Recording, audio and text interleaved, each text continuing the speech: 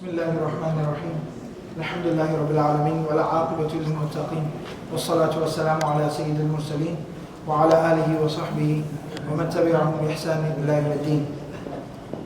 قال الله عز وجل في كتابه المجيد بعد أعوذ بالله من الشيطان الرجيم وإن خفتم شقاق بينهما فبعثوا حكما من أهله وحكما من أهلها إن يريدا إصلاحا يوفق الله بينهما إن الله كان عليما خبيرا. Inshallah, I just wanted to talk about the ayah number 35 from Surah An-Nisa, which we recited today actually in today's recitation. And I wanted to talk about this ayah from a very specific perspective, basically what we've been doing every day, trying to extract a very specific lesson and take a very specific look at each and every single ayah that we discuss. Because this ayah does play a role in the greater context in which it is mentioned here in Surah An-Nisa, especially when you take into consideration the ayat that preceded. However, inshallah, I just wanted to talk about this ayah on its own and try to, inshallah, point out a few things in it. What Allah subhanahu wa ta'ala says here is this is basically the entire context, very briefly, is talking about when there is turmoil in a marriage. Whenever there is turmoil in a marriage and in a relationship, and the family unit is basically in jeopardy, then the different things that occur at that time. And Allah subhanahu wa ta'ala here in this ayah number 35, He says, وَإِنْ خِفْتُمْ شِقَاقَ بَيْنِهِمَا. When you fear شِقَاقَ بَيْنِهِمَا, for a split to occur between the two of them. It's talking about the spouses, the husband and the wife. When you fear that a split will occur between the two of them, فَبَعَثُوا حَكَمًا مِنْ أَهْلِهِ وَحَكَمًا مِنْ أَهْلِهَا. Then send somebody to arbitrate the matter, mediate the issue, one person from his family and a similar person, a mediator or an arbitrator from her family. إِن يُرِيدَا إِصْلَاحًا يُوَفِّقِ اللَّهُ بَيْنَهُمَا. If they both intend to repair the situation, to fix the situation, يُوَفِّقِ اللَّهُ بَيْنَهُمَا, then Allah subhanahu wa ta'ala will create a consensus between the two of them. Allah subhanahu wa ta'ala will create some type of cohesion between the two of them. إِنَّ اللَّهَ كَانَ عَلِيمًا خَبِيرًا. And of course Allah is the all-knowing, and Allah subhanahu wa ta'ala is completely informed of everything. So this is the translation of the ayah.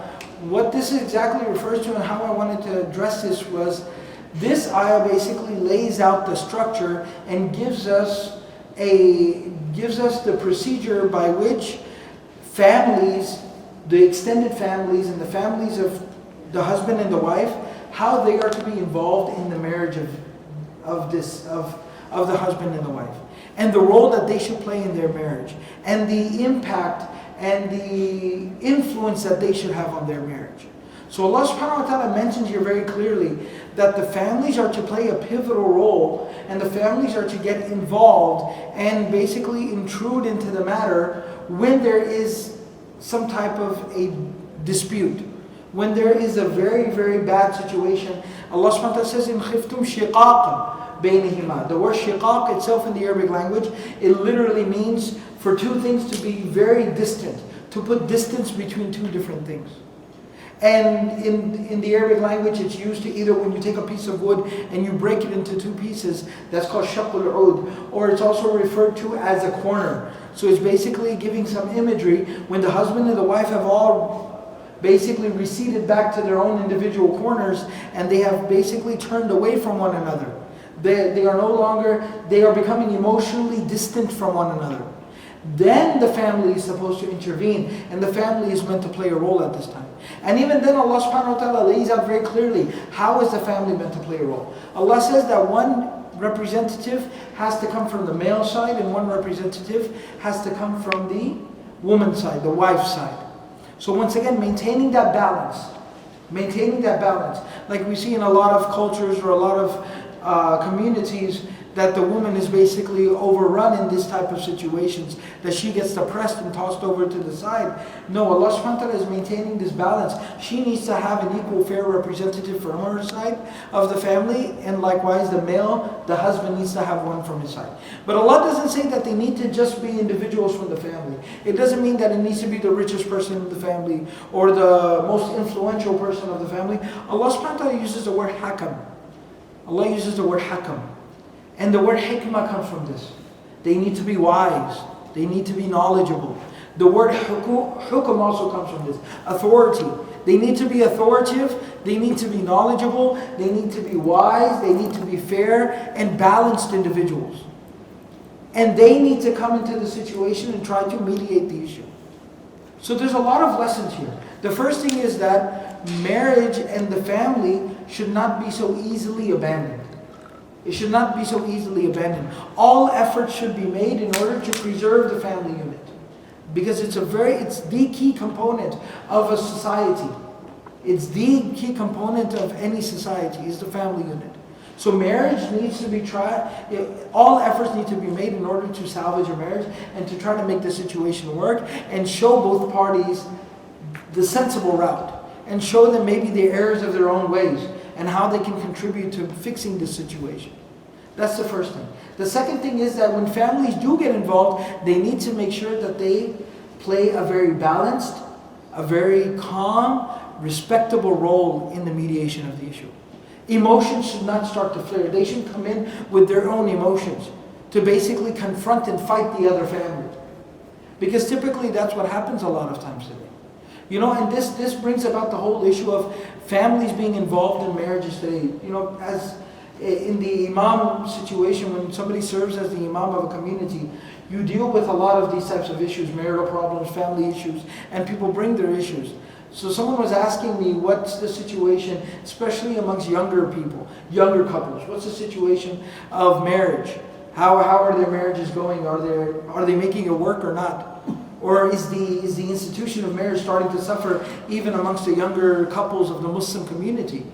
So my personal observation was that even amongst young people, like we know already there's more divorce and there's more problems now, but still, even amongst the younger people, when the families are not overly intrusive or are not playing a destructive role, those couples are doing just fine. Those couples are doing okay. They're able to work things out with one another. They're emotionally connected to one another. And they're able to be sympathetic and affectionate and caring and forgiving towards one another. But the couples and their marriages where the families are extremely intrusive and starting to play a very destructive role, those marriages are suffering. And those young people are going through a lot of difficult times. And so this is where we really need to reassess what's the role of family and marriages within our communities. Typically speaking, and I hate to generalize, but typically speaking, very intrusive, very demanding, not a great sense of boundaries and limitations, and not respecting the privacy and the boundaries of the couple. And even when they do get involved, they're constantly inciting them against one another. They're inciting them against the family of the spouse. So the boy's mother is constantly, every time she speaks to her son, she's talking, if not she's talking directly badly about his own wife. She's talking badly about the wife's family members. And similarly, when the wife goes home to her family, all they do is either talk bad about her own husband, or they're speaking ill of her husband's family members. So they're constantly inciting these two individuals against one another, creating a situation. Rather, families need to understand what's at stake here. They should be striving to make the marriage of their children successful, not destroy them, not watch them burn to the ground, but rather they should be emotionally and personally invested into making them successful, making them last, building strong marriages and strong foundations and strong families. And that's what Allah subhanahu wa ta'ala points to here, that the family should be invested into the survival of the marriage, not the destruction of the marriage. So even when this couple, these two individuals are fighting with one another without any incitement from the family, at that time the family needs to step in and make sure that they resolve the problem. They should be worried and concerned about resolving the issue, not escalating the matter. And they should be very balanced, hakam. They should be balanced, knowledgeable, trustworthy, wise, and very calm and relaxed about the issue. And by using the word hakam, Allah subhanahu wa ta'ala is also showing that when these individuals come, the person who comes as an individual of the husband, the representative of the husband's family, and the representative from the wife's family, should not come in there basically thinking, I'm here to fight on behalf of my family member. They should be just. They should be extremely just.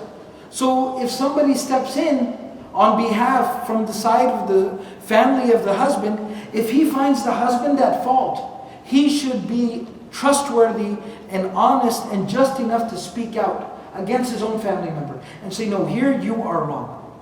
You are the one at fault. This is what the Quran is demanding from us. This is the Quranic guidance. This is the Quranic advice. And if we begin to implement this, we'll see the tide turn. We'll see that rather than marriages deteriorating within our communities, we'll see them becoming stronger. But only if we implement this guidance of the Quran. And Allah says, إِن يُرِيدَ إِصْلَاحًا. Now there's two interpretations here. The Mufassirin, they mention what Allah could be. Allah subhanahu wa ta'ala is saying that either the husband or the wife, when both of them intend to fix the situation, يُوَفِّقِ اللَّهُ بَيْنَهُمَا. Allah will create cohesion. Allah subhanahu wa ta'ala will make the both of them come together. Or the Mufassirin say, these words are referring to the arbitrators.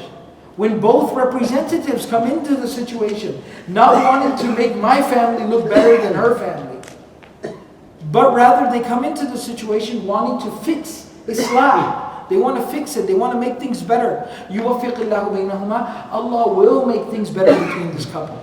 Allah subhanahu wa ta'ala will fix things. And at the end, Allah is of course saying, reminding us that at the end of the day, all affairs lie in the hands of Allah subhanahu wa ta'ala. Allah is the only one that can create love and compassion and caring between the hearts of two individuals. In Allah kana aliman khabira. Allah is the all-knowing and Allah is completely aware. May Allah subhanahu wa ta'ala grant us the ability to practice everything that we said and heard. Subhanallah bihamdihi, subhanakallah bihamdik.